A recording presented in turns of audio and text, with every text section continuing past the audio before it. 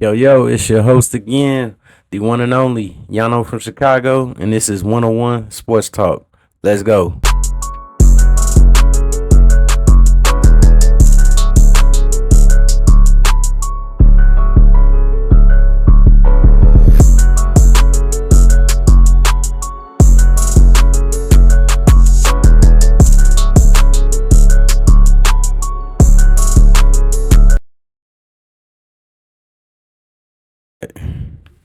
All right, welcome back, guys. Hey, I hope you guys enjoyed your holiday. I really did. You know what I'm saying? Enjoyed the family and in the holiday spirit. That's what it's for.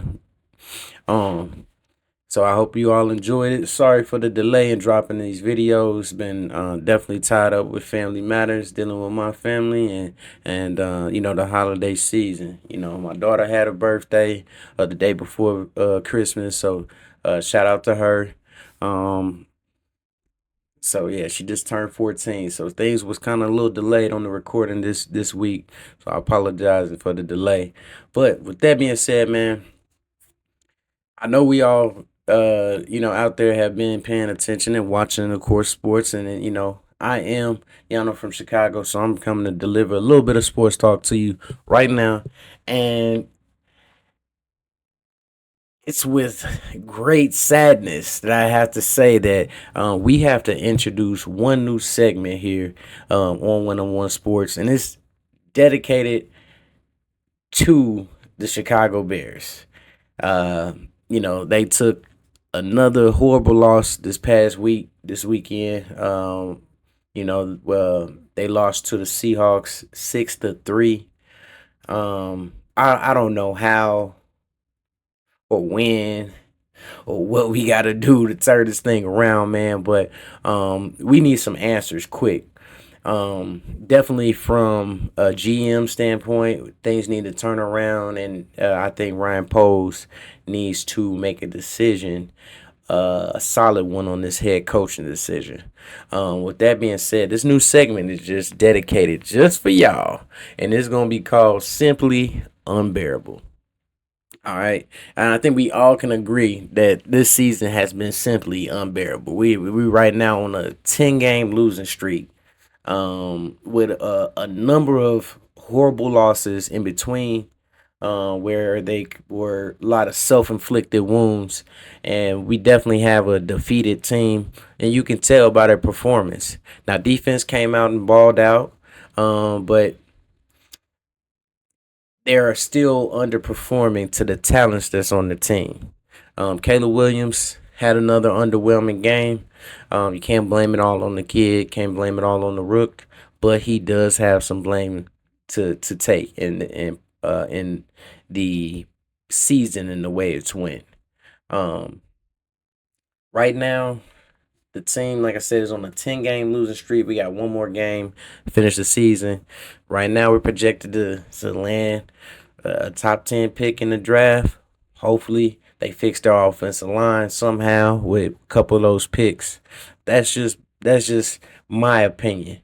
You know what I'm saying? I definitely think they need to address the trenches. They need some big guys up front, to protect the kid, give him some time to make easier, simpler throws, that can help him out.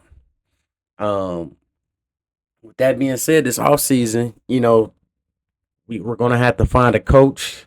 It's a lot of names being thrown around. The one in particular that has been mentioned the most and has generated the most buzz since last year is the offensive coordinator from the Detroit Lions. Right now, they do have the number one offense in the NFL.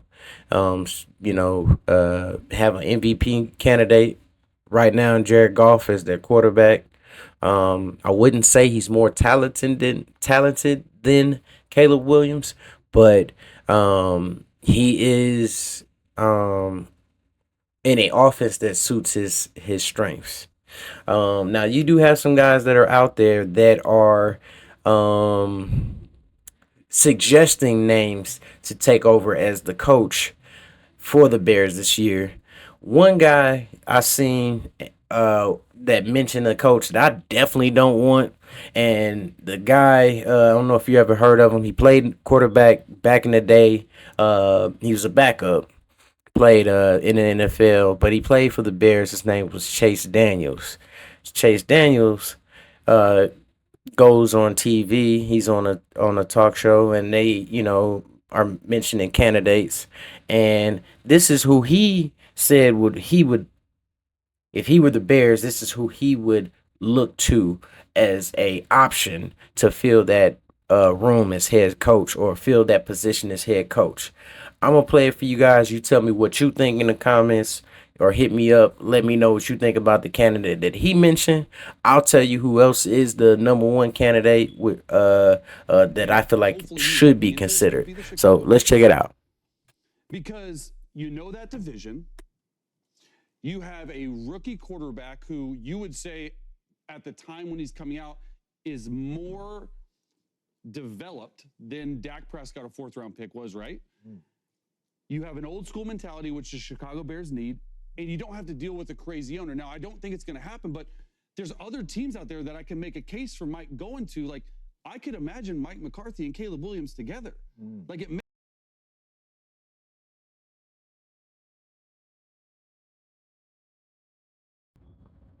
You guys heard his candidate, right? He said he would choose Mike McCarthy to pair with Caleb Williams. Um, from a quarterback standpoint of him having played the game, I can understand why he think that marriage will work between the two. Um, but from a franchise standpoint, I don't think that that's a good marriage, not only for Mike McCarthy, but also for Caleb Williams and his development. Even though Mike McCarthy used to play, used to coach the Packers back in the day, he was back when they, transitioned from Brett Favre to Aaron Rodgers. So I can understand his where he was going with it, but please shut that up. Shut that up. We do not want no Mike McCarthy coaching the Chicago Bears. Especially if you look around and look how Dallas now they're playing a little bit tougher here and towards the end of the season, but I don't think he's a coach that gets you over the top, and he's not building you a championship contender. With that being said, another candidate, like I said, that's been hot topic right now has been Ben Johnson. You've had other names come out there. Um, I've heard hit the DC for um, I've heard the DC for the Lions. He's been an option, but I heard rumored that he's going to be going and taking the Saints job that's going to be available. So that's one candidate there that may be having one of those open positions that's out there. It's only going to be a few spots open. Ben Johnson has shown some of his likings of things that he likes about Caleb Williams. Apparently, last offseason, he did interview for a couple jobs. They said he could have had the Washington job, and he declined. And then that's when they went ahead and um, and proceeded, and they got, I believe, who's coaching Washington. Ron Rivera's gone. I know Cliff Kingsbury is their offensive coordinator now. Forgive me, I can't think of who the head coach is, but they went with a different option. Apparently, Ben Johnson wanted this job. They ended up keeping Matt Eberflus and moving forward with him. And so that's where we're at now, and simply unbearable in this world, which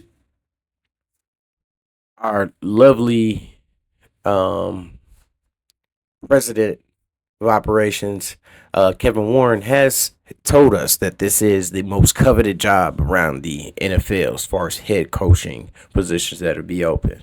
He's stated that multiple times. I can see where this would be a desirable position because of the weapons that are here, because of the salary cap that's available. They'll have over $83 million in cap to use. You have a top 10 pick, so you get another high quality player. You can spend a little money and get some other players in here to fix either the offensive line or the defensive line. You have some talented young players. Most of the core of the team has been gutted, and a lot of those guys are still young, and so they had a lot more untapped potential and high ceilings that can still be put together with the right coach and the right environment and the right development. Um, in my opinion, some of the other candidates that have been mentioned, you've had Marcus Freeman out of the head coach for Notre Dame, which have been they have advanced in the college football playoff. He's been there in their program for a few years now, and has had a lot of success. So that's an option. Someone that's been mentioned a few times. Um, Rumor has it, Pete Carroll. His name has been mentioned as well recently. But at the end of the day, this decision goes back to Mr. Ryan Poles, because he was really the how can I say it, the beginning of all of this by signing Matt Eberflus in the beginning as the actual head coach, and maybe not as just a defensive coordinator, which, from how the defense has been performing since his departure, it seems like he was better off being a defensive coordinator for this job. A lot of players blew up on him, exploded. Being said, man, like I said, Kevin Warren says this will be one of the most coveted jobs out there. I guarantee that. And we're gonna be thorough, and we're gonna turn over every rock to make sure that blah blah blah. Man, I believe it when I see it. Like I'm not getting on board with none of that until we see who the candidates they're actually interviewing, see who they're bringing in, who they're really serious about. Um, and you got a lot of good guys, good um head coaches or former head coaches or offensive coordinators or defensive coordinators are gonna be more than qualified. But just being a Bears fan, knowing how they're gonna do this process, man, I think they're gonna jump the gun. They're gonna take the candidate that is most mentioned to them and not be thorough, and probably get the person that's going to be worth actually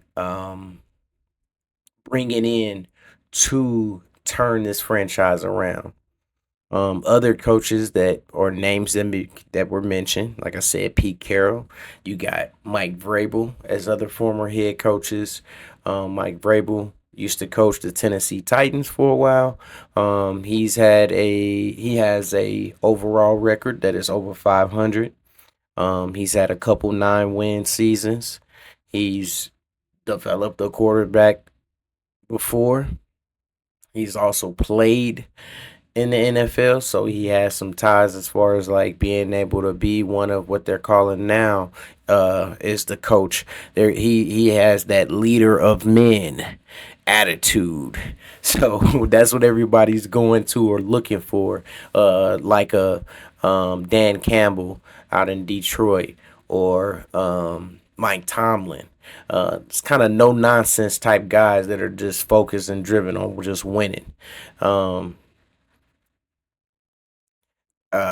let's see. Like I said, we have Marcus Freeman been mentioned, and Johnson. No head coaching experience, only offensive coordinating. Pardon me. Um, they said the offensive coordinator for the Tampa Bay Buccaneers is a hot name that is out there. I believe his name is Liam Cohen. Um, he's a younger guy, probably maybe in his 40s, but his creativity on his offensive play designs, whether he has all his weapons or not, he's gonna be able to get you in position to win. So he's an underrated name that's out there as well. Me personally, and like I said, we're gonna get to who I think is the best candidate. Um, my philosophy is if you're looking for a leader of men and that's going to maximize getting the best out of a young quarterback and also out of a team and what's already built around them, I would like to see someone like a Brian Flores, the DC or the defensive coordinator out of Minnesota. A lot of people they don't really like that name. He did coach Miami, the Miami Dolphins, for a few seasons. He was productive. He was productive. He had some seasons where, I believe he had a 10 win seasons. He did have one season. They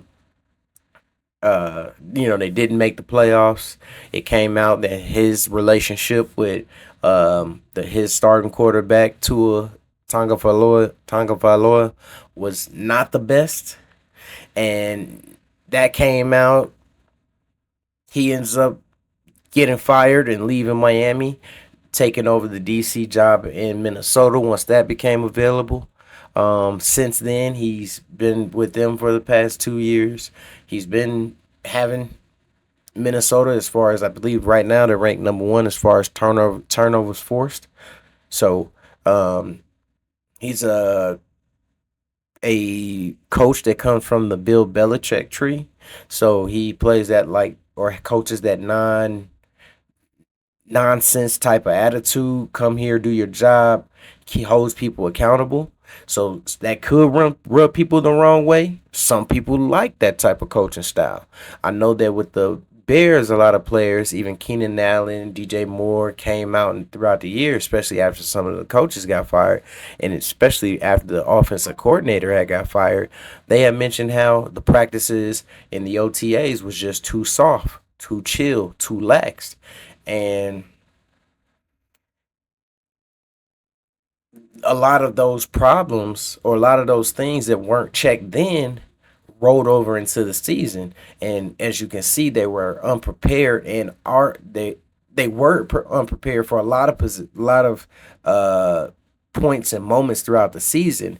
Even up until this moment, you can see how much the lack of focus in the off season and where it can lead you, as far as performance. Because if you guys are, half ass running routes, not knowing who the right person to block, and missing your assignment in practice, and you're doing this for week after week after week, and it's not being recognized or identified and corrected,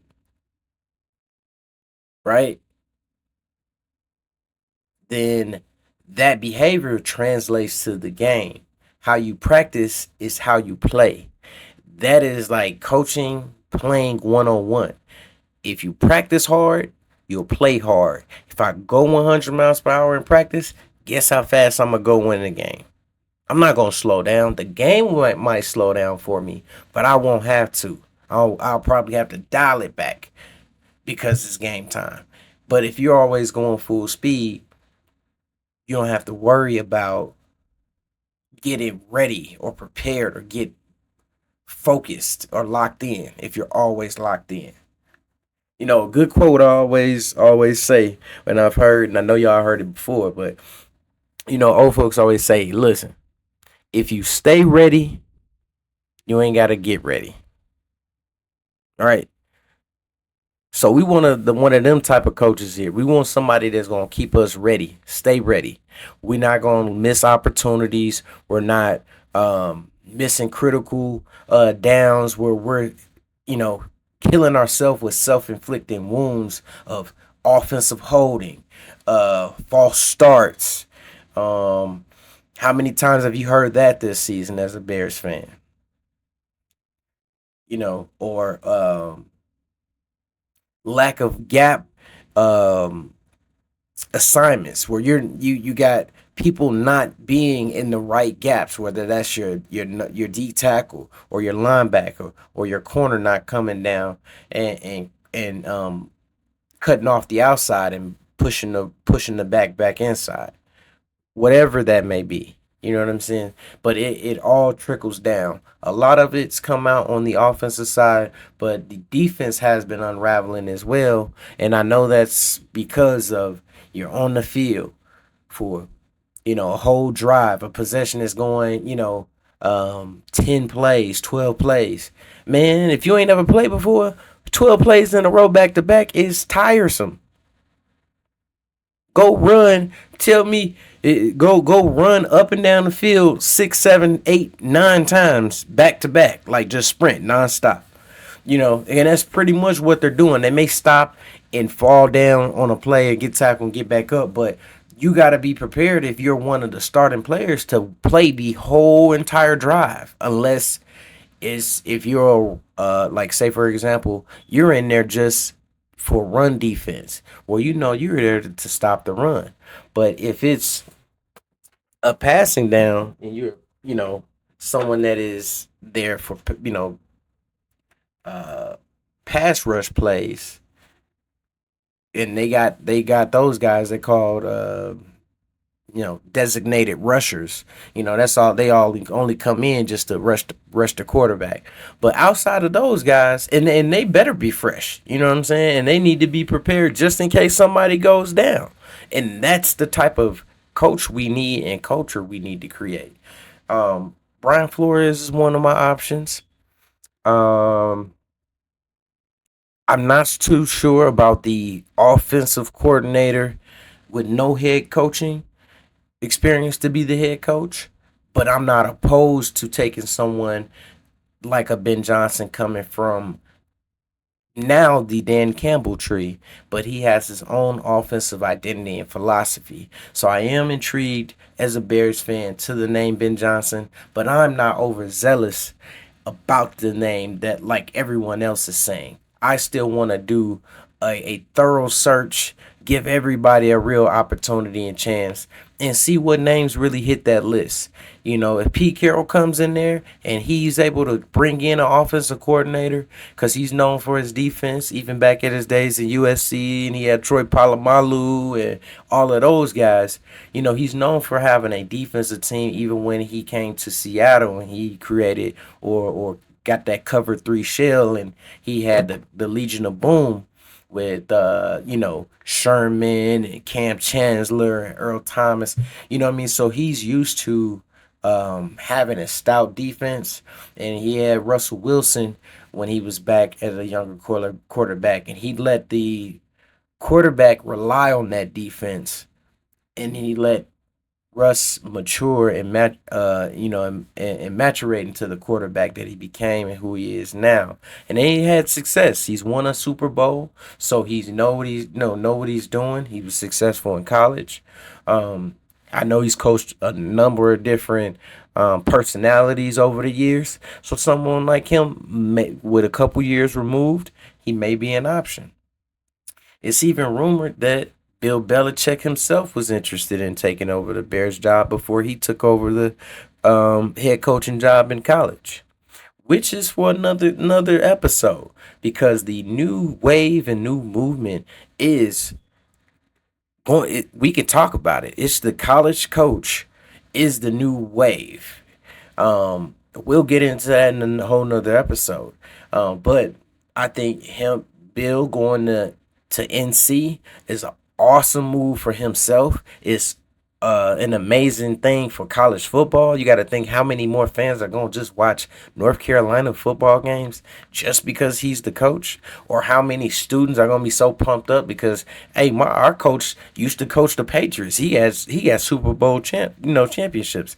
But from the recruiting side, oh man, you're going to see a lot of big like name former athletes, former coaches coaching in the college ranks because they're getting this NIL money and they're getting these players and these recruits, and it's just going up and up and up and up. And what people don't know is even though they're just now paying players, college has been $1 billion industry for years. But like I said, that's for a whole nother episode there. But shout out to Coach Belichick and him getting that head coaching job with them. I didn't think it was gonna be the best move for us, just because he's a little bit older, and I don't know how like he was gonna create that staff with us, connecting with the younger players. I'm not really seeing it. Didn't see that being a good fit. So shout out to him. Congratulations. Best of luck to you. But with that being said, man, this was just that first episode, man. It's been a long, rough season here being a Bears fan, so I had to get that off my chest. And like I said, we just created a whole new little segment dedicated just to the y'all loyal Bears fans that's going through the same trials and tribulations of the season like myself. So, like I said in the beginning, man, I thank y'all for always supporting and coming and checking me out here at 101 Sports Talk. I am again your host, Yano from Chicago. Always like, subscribe, share if you care. Peace.